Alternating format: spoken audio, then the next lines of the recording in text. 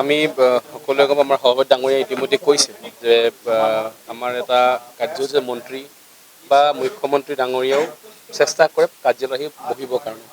কিন্তু মুখ্যমন্ত্ৰী ডাঙৰীয়া ব্যস্ততা হৈ থাকে বিভিন্ন অসমৰ সমস্যা থাকে ৰিভিউ থাকে মুখ্যমন্ত্ৰী ডাঙৰীয়া হৈ কৃষ্ণকান্ত ডাঙৰীয়া আৰু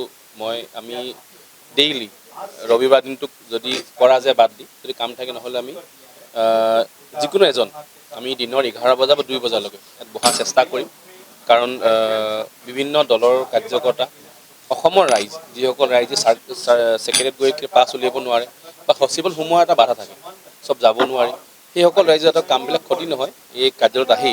ইয়াত আমাক দুইজনকে যিকোনো এজনক লগ পাব যাব স্বাস্থ্য সমস্যা হওক নিজৰ চৰকাৰী সমস্যা হওক বা বহু এনেকুৱা ব্যক্তি থাকে যি চৰকাৰী কাম কাজবিলাক কেতিয়াবা হৈ নুঠে ফাইল ৰখি থাকে যি তেখেতলোকে ইচ্ছা যদি কৰে যে মুখ্যমন্ত্ৰীক অৱগত কৰিব লাগে মুখ্যমন্ত্ৰী ডাঙৰীয়াৰ সেই কাগজবিলাক আমি ৰিচিভ কৰিম ইয়াত তাৰ ওপৰত কি ধৰণৰ কাম কৰিব লগা থাকে যদি আমাৰ লেভেলতে হৈ যায় নহ'লে মুখ্যমন্ত্ৰী ডাঙৰীয়াক জনোৱা হ'ব আমি দুজনৰ এটাই প্ৰচেষ্টা যে ৰাইজৰ মুখ্যমন্ত্ৰী ডাঙৰীয়াৰ যদি আহ্বান থাকে ক'বলৈ কথা থাকে যাতে আমাৰ যোগেদি তেখেতক আমি লৈ যাব পাৰোঁ বহু সময়ত এনেকুৱা দেখা যায়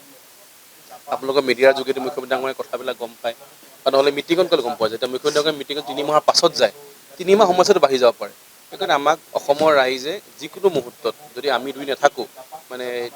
11 পৰা 2 বজাৰ পাছত যদি কোনোবা আহে নিশ্চয় পাৰ্টিৰ মানুহ থাকে এনি টাইমত অফিচৰ ছেক্ৰেটাৰী থাকে বাট আমাৰ দুইজনক দিনটোত আমি 3 ঘণ্টা সময় নিজৰ চিডিউলৰ আমি ৰাখিম যাতে আমি ডেইলি এটা ফিক্স টাইম যে আমাৰ 11 পৰা 2 আমি দুইজনে যিকোনো এজন বহি থাকিম আমি বহি ৰাইজৰ অহা অভিযোগ দলীয় কাৰ্যকৰ্তাৰ যি সমস্যা দিলীপ দাই কোৱা ধৰণে দলৰ লগত চৰকাৰৰ ৰিলেশ্যন বহু কাম এনেকুৱা থাকে যি কাম আমি দলীয় যোগেদি গম পাওঁ জিলা কমিটি থাকে মণ্ডল কমিটি থাকে আমি গোটেই অসমৰ আমাৰ কমিটি আছে তাৰ যোগেদি সমস্যাবিলাক গম পোৱা যায় আমি সেইখিনি ইয়াত ৰিচিভ কৰি আমি চৰকাৰলৈ প্ৰেৰণ কৰিম মূলতে মুখ্যমন্ত্ৰী ডাঙৰীয়াৰ ৰাইজৰ মুখ্যমন্ত্ৰী ডাঙৰীয়াৰ দলৰ মাজৰ যি ব্ৰিজ বা যি ৰিলেশ্যন আমি ইয়াত মেইনটেইন কৰাৰ চেষ্টা কৰিম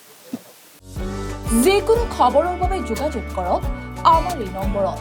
9181 307 2221